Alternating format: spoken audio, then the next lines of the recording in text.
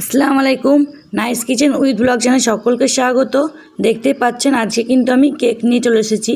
আর কেকটি কিন্তু সম্পূর্ণ আটার তৈরি, গমের আটার তৈরি এটি। এতে কোনো ময়দা কিংবা সুজি কিছু দেওয়া নেই। আর এটি কিন্তু আমি অ্যাকচুয়াল বাচ্চাদের জন্য বানিয়েছি, আমার ছেলের জন্য আমি অ্যাকচুয়াল বানিয়েছি, তা আপনাদের সঙ্গে শেয়ার করলাম। আর দেখতে পাচ্ছেন কতটা জালিদার হয়েছে আর কতটা সুন্দর ফুলে উঠেছে, দেখুন ফেপে উঠেছে একদম। তো কেকটি কিন্তু সম্পূর্ণ একদম ঘরে থাকা উপকরণ দিয়েই আমি বানিয়েছি। পুরো ভিডিওটি আপনারা দেখবেন, তাহলে বুঝতে পারবেন। আর অনেক টিপস বলে দিয়েছি ভিডিওর মধ্যে। কেকটি কিন্তু খুব সুন্দর হয়েছে। চলুন তাহলে। তো এখানে কেক বানানোর জন্য আমি মাত্র 3টি ডিম নিয়েছি। এখানে কিন্তু একটা কথা বলি, ডিম দিয়ে আমি কেক বানিয়েছি। আর এখানে ডিম যতটা দেবেন, বেশি দেবেন, তত কেক ভালো সুন্দর জালিদার হবে এবং ফুলে উঠবে খুব সুন্দর।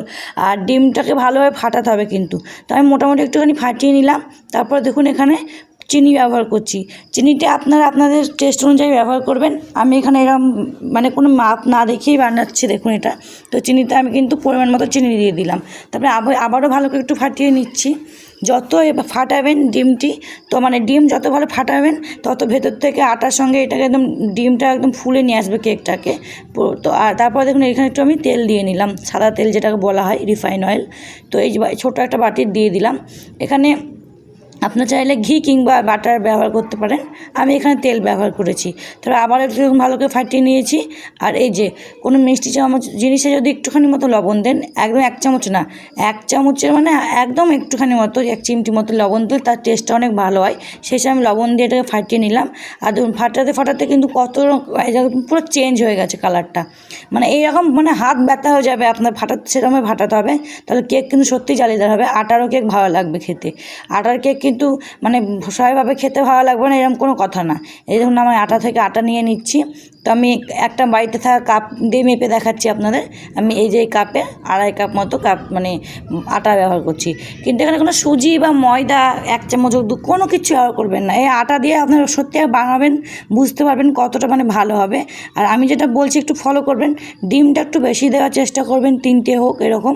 আর মানে একটু বেশি ফাটাবেন, ডিমটা যত ফাটাতে পারবেন তত ভালো হবে। আর এখানে কিন্তু আপনি চাইলে পাউডার দুধ ব্যবহার করতে পারেন, সেটাকে জল দিয়ে গুলে নেবেন। তো এখানে আমি পাউডার দুধ ব্যবহার করবো না, ডাইরেক্ট দুধই ব্যবহার করছি, গরুর দুধ। তো গরুর দুধ দিয়ে এটিকে আমি ভালো করে ফাটিয়ে নেব। আর এখানে আটা যেহেতু দেওয়া রয়েছে, তো গরুর দুধলে টেস্ট অনেক ভালো হবে। এই জন্য আমি ভালো করে এটাকে এরকমভাবে মাখিয়ে একদম ফাটিয়ে নিয়েছি। এই যে দেখুন স্পুন দিয়ে, এখন আমি চামচ দিয়ে করছি এটা।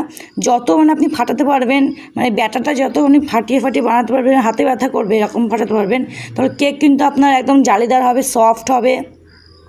আর ডিম কিন্তু একদম ভেতর থেকে আটাকে মানে কেকের ভেতর থেকে সবকে একদম সাইড থেকে ওকে একদম ফুলিয়ে নিয়ে আসবে। তো ডিম বেশিভাবে দেবেন, 2টাকে 3টে এরকম ডিম দিয়ে এটা ফাটিয়ে নেবেন। তো এই জন্য আমি ফাটিয়ে নিচ্ছি। তো তারপরে আমি আবার এটা দিয়ে আরেকবার ভালো করে এটাকে একটু মানে মিশিয়ে নিই। এই যে দেখুন। তো কেকের ব্যাটার কিন্তু মেন, কেকের ব্যাটারটা যতটা ভালো বানাতে পারবেন আপনি, কেক আপনার তত ভালো হবে। তো দেখুন আমি কেমনভাবে আপনাদের ফাটিয়ে দেখাচ্ছি, কতটা ফাটাচ্ছি বুঝতে পারছেন আমি। তো এটা সম্পূর্ণ আমার কোনো কেমিক্যাল না, বাড়িতে তৈরি করছি, কোনো আটা মানে আটাই হবে, সুজি ময়দা কিছু দেবো না, ছেলে খাওয়াবো ওই জন্যে।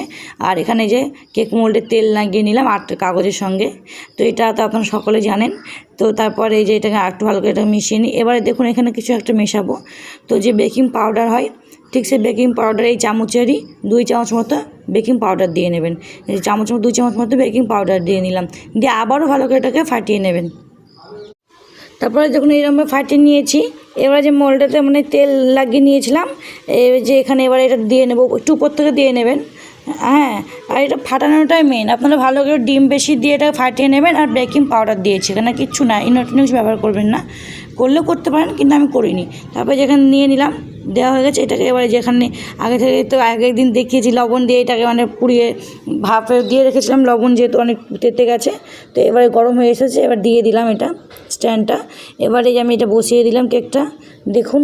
এবার ঢাকা দিয়ে এটাকে আমি রেখে দেবো। গ্যাসটাকে প্রথমে হাই করে তারপরে মিডিয়াম করে নেব। তারপরে যে দেখুন কিছুক্ষণ পরে বাদাম দিয়ে নেব। বাদাম আমি উপর থেকেই দেবো, ভেতরে দেবো না, আমার ছেলে মুখে পড়লে খেতে চায় না বাদাম। তো এই উপর ডেকোরেটিংয়ের জন্য দিলাম, এবং কি খাওয়া আমাদের ভালো লাগবে বলে। তো এই যে দেখুন কতটা ফুলে উঠেছে, কত সুন্দর হয়ে গেছে আমার বাদাম কেকটি। দেখতে পাচ্ছেন কতটা ফুলে উঠেছে সাইড থেকে, দেখুন সাইড থেকে দেখুন কতটা ফুলে উঠেছে কেকটা। আর মানে পুরো ডিম যত ফাটাতে পারবেন ডিমটিকে আপনি, তত কেক খুব সুন্দর ফুলে উঠবে একদম, আর জালিদার হবে। তো এখানে কিন্তু ফাটানোটা মেন, বারবার এক কথাই বলছি। আর এই যে দেখুন হয়ে গেছে, আমার ঠান্ডা করা হয়ে গেছে। তো এবার আমি ট্রান্সফার করে নিচ্ছি, তারপর আপনাদের দেখাবো। তো চলুন আমি নিয়ে নিই। তো কতটা ফুলে উঠেছে দেখুন সাইড থেকে, এই যে দেখুন, আর কতটা নরম, এই যে দেখুন হাত দিয়ে দেখাচ্ছে কতটা নরম হয়েছে কেকটি। আর কেকটা কিন্তু সম্পূর্ণ আটারই তৈরি করেছি, অবশ্যই আপনার সকলেরই ভালো লাগবে। আর এটা কিন্তু টেস্টটাও সত্যিই খুব ভালো হয়, মানে খুব সুন্দর হয়, দোকানের মতোই লাগে খেতে। এখানে কোনো আমি কিছু ব্যবহার করিনি ভ্যানিলা এসেন্স বা কিছু। তো দেখুন আমি আপনাদের দেখাচ্ছি, এই যে দেখুন কতটা নরম হয়েছে।